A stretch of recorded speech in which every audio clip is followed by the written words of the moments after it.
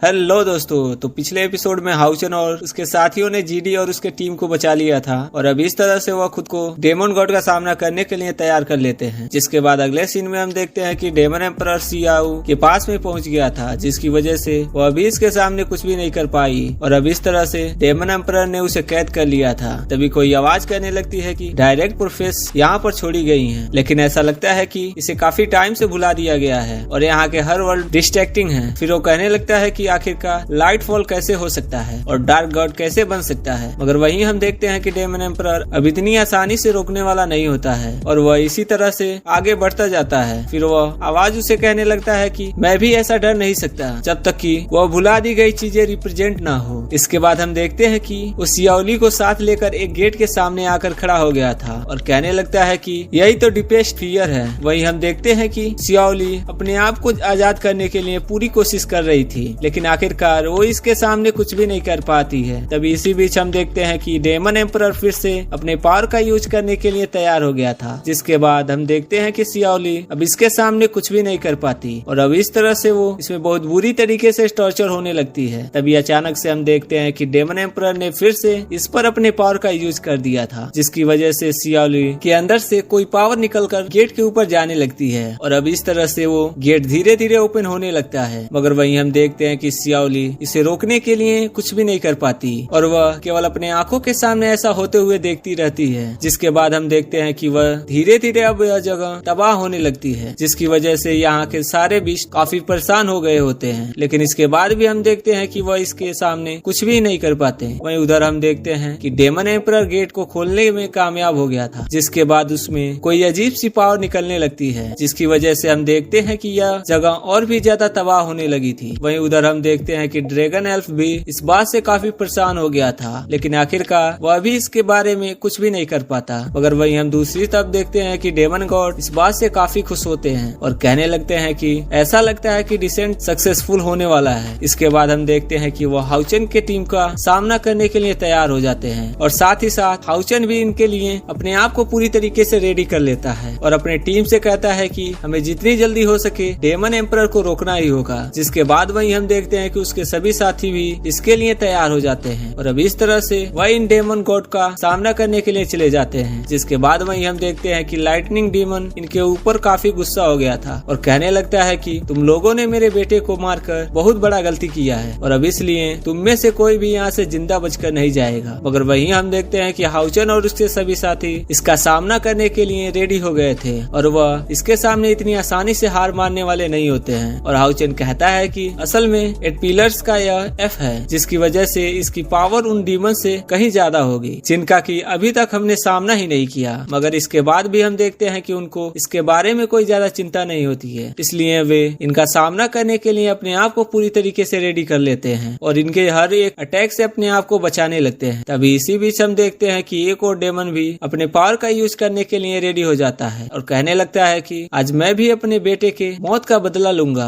और इसके बाद हम देखते हैं कि वह इनके ऊपर अटैक करना शुरू कर देता है। जिसके बाद वहीं हम देखते हैं कि हाउचन भी अपने सन डिवाइन सील का यूज करके इसे रोकने के लिए रेडी हो गया था, लेकिन तभी हम देखते हैं कि लाइटनिंग डेमन ने भी फिर से इनके ऊपर अटैक कर दिया था, जिसकी वजह से हाउचन का सन डिवाइन सील इसके सामने कुछ नहीं कर पाता। तभी इसी बीच हम देखते हैं कि एक और डेमन ने भी अपने पावर का यूज करके अटैक कर दिया था। जिसके बाद वहीं हम देखते हैं कि लिन भी अपने पावर का यूज करके इसे बहुत आसानी से रोक लेता है, जबकि वहीं शायर कहने लगती है कि अब तुम भी इसकी कीमत चुकाने के लिए तैयार हो जाओ। वहीं उधर हम देखते हैं कि सीमा सेयान ने भी अपने पावर को एक्टिवेट कर लिया था, जिसे देख लाइटिंग डेमन कहने लगता है कि अच्छा तो यह तुम हो। मगर वहीं हम देखते हैं कि सीमा सेयान को अभी भी इसके बारे में कोई चिंता नहीं होती है और वह सीधे इसके ऊपर अटैक करने के लिए चली आती है। जिसके बाद हम देखते हैं कि लाइटनिंग डेमन इसके अटैक से अपने आप को बहुत आसानी से बचा लेता है और कहने लगता है कि मैं अब तुम्हारे सारे बन को तुमसे अलग करने वाला हूँ और इसलिए तुम इसके रिजल्ट के लिए तैयार हो जाओ। इसके बाद हम देखते हैं कि वह अपने बेटे का बदला लेने के लिए इनके ऊपर अटैक करने के लिए तैयार हो जाता है, लेकिन तभी हम देखते हैं कि शायर बिल्कुल सही समय पर आकर इसे बचा लेती है, जिसकी वजह से वह इसका कुछ भी नहीं कर पाता। तभी अचानक से हाउचन भी इसके ऊपर अटैक करने के लिए आ गया था, लेकिन इसके बाद हम देखते हैं कि वह डेमन अपने आप को बहुत आसानी से बचा लेता है और फिर उसे कहने लगता है कि तुम इसके लिए जल्दी ना करो, क्योंकि चाहे तुम कुछ भी कर लो तुम मेरा यहाँ कुछ भी नहीं कर पाओगे। मगर इसके बाद भी हम देखते हैं कि वह इसके सामने इतनी आसानी से डरने वाले नहीं होते हैं। वे सभी एक साथ में अपने पावर का यूज करके उसे बहुत आसानी से रोक लेते हैं। इसके बाद दोस्तों हम देखते हैं कि एक और डेमन गॉड इन पर अटैक करने के लिए आ गया था, जो कहने लगता है कि तुम तो सच में पहले वाले ग्रुप से काफी पावरफुल हो। मगर फिर अचानक से हम देखते हैं कि उसने अपने पावर का यूज करके इनको 2 ग्रुप में बांट दिया था और अब इस तरह से वह तुरंत अपने स्पेस रिवर्सिबल वाले पावर का यूज कर देता है। जिसके बाद हम देखते हैं कि अब इसके इस पावर की वजह से वे कुछ भी नहीं कर पाते और अब इस तरह से वे 2 ग्रुप में बट गए होते हैं। तभी हम देखते हैं कि लाइटनिंग डेमन ने फिर से इन पर अटैक करने के लिए तैयार हो गया था, जिसे देख हाउचेन अपने साथियों से कहता है कि पूरी तरह से केयरफुल हो जाओ, क्योंकि इस स्पेस में हमारी स्पिरिचुअल पावर बहुत ही तेजी से खत्म होगी और इसलिए हमें जितनी जल्दी हो सके इसका सॉल्यूशन खोजना ही होगा। वहीं हम देखते हैं कि सीमा सियान उसके ऊपर अटैक करने की कोशिश करती है, लेकिन इसके बाद भी हम देखते हैं कि वह इसके ऊपर भारी पड़ने लगता है और कहने लगता है कि मेरे पास में अभी काफी टाइम है और इसलिए तुम्हें असल में धीरे धीरे टॉर्चर करके मारना चाहता हूँ। मगर इसके बाद भी हम देखते हैं कि हाउचेन और उसके साथी इनके सामने इतनी आसानी से हार मानने वाले नहीं होते हैं। इसलिए हम देखते हैं कि वह फिर से इसका सामना करने के लिए तैयार हो जाते हैं और इससे कहने लगते हैं कि तुम जरा अपना असली पावर तो दिखाओ। वहीं दूसरी तरफ हम देखते हैं कि सारा और बाकी सभी भी इसके डेमन का सामना करने के लिए तैयार हो जाते हैं, जहाँ लिन सिन अपने पावर का यूज करके अटैक कर देता है, लेकिन उस डेमन गॉड ने इसके अटैक को बहुत आसानी से रोक लिया था।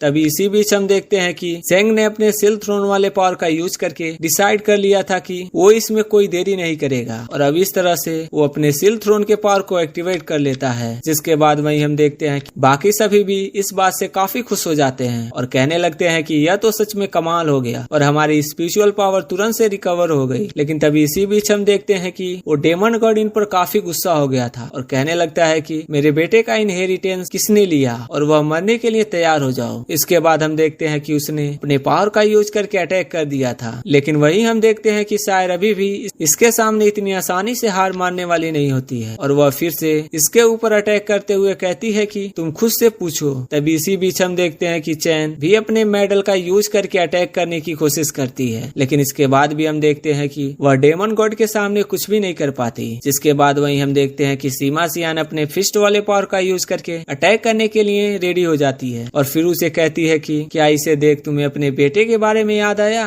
जिसके बाद हम देखते हैं कि लाइटनिंग डेमन इस बात से काफी गुस्सा हो गया था और फिर अटैक करते हुए कहता है कि मेरे बेटे के इनहेरिटेंस को मेरे खिलाफ में यूज करने की तुम्हारी हिम्मत कैसे हो गई। और फिर हम देखते हैं कि उसने सीमा सियान को इसमें बहुत ही आसानी से हरा दिया था। इसके बाद हम देखते हैं कि वह इसे इतनी आसानी से छोड़ने वाला नहीं होता है और फिर इसके ऊपर अटैक करते हुए कहता है कि मैं तुम्हारे पास में कुछ भी नहीं छोड़ूंगा। और अब इतनी ही बात कहने के बाद वह इसके ऊपर अटैक कर देता है, लेकिन तभी हम देखते हैं कि हनी ने बिल्कुल सही समय पर आकर इसे बचा लिया था। तभी हाउचेन से कहने लगता है कि हम इस तरह से यहाँ पर अपना टाइम वेस्ट नहीं कर सकते। और फिर हम देखते हैं कि उसने लाइटनिंग डेमन के ऊपर अटैक कर दिया था और अपने साथियों से कहने लगता है कि हमें सियाओ को भी डेमन एयर से बचाना है और इसलिए हमें जल्दी करना होगा, नहीं तो अगर हम यहाँ पर इसी तरीके से फंसे रहे तो फिर हमारे पास में ज्यादा टाइम नहीं रहेगा। जिसके बाद वही हम देखते हैं कि लाइटनिंग डेमन इसके ऊपर और ज्यादा गुस्सा हो गया था और फिर वह सीधे ही इसका सामना करने के लिए चला आता है। वहीं हम दूसरी तरफ देखते हैं कि डेमन एम्परर ने गेट को ओपन कर लिया था और फिर वह उसके अंदर जाने लगता है। जिसके बाद सियाओ कहने लगती है कि ऐसा लगता है कि तुम शुरुआत से ही नेशनल कोर्ट्स के साथ में मर्ज नहीं होना चाहते थे। और फिर हम देखते हैं कि वह इस बात से काफी उदास हो जाती है और फिर कहने लगती है कि ऐसा लगता है कि तुम गॉड हेड के पार्ट को रिस्टार्ट करने वाले हो। तब इसके ऐसी बात सुनकर डेमन एम्परर स्माइल करता है और फिर कहने लगता है कि यह नेचर गाइडेंस क्या है, क्योंकि वह तो मेरे सामने कुछ भी नहीं है। अब इसलिए हम देखते हैं कि डेमन एम्परर को किसी चीज के बारे में कोई चिंता नहीं होती है और कहता है कि मैं खुद ही गॉड बनूंगा। मगर वहीं हम उधर देखते हैं कि हाउचेन को भी सियाओ के बारे में फील होने लगा था और कहने लगता है कि सियाओ का तो ब्रेथ धीरे धीरे कम हो रहा है और इसलिए कहीं ऐसा तो नहीं कि उसे कुछ हो गया। तो दोस्तों अगर आपको एक्सप्लेनेशन अच्छा लगा तो वीडियो को लाइक कर देना, चैनल को सब्सक्राइब कर देना। मिलते अगले वीडियो में, तब तक के लिए कीप वॉचिंग, कीप सपोर्टिंग।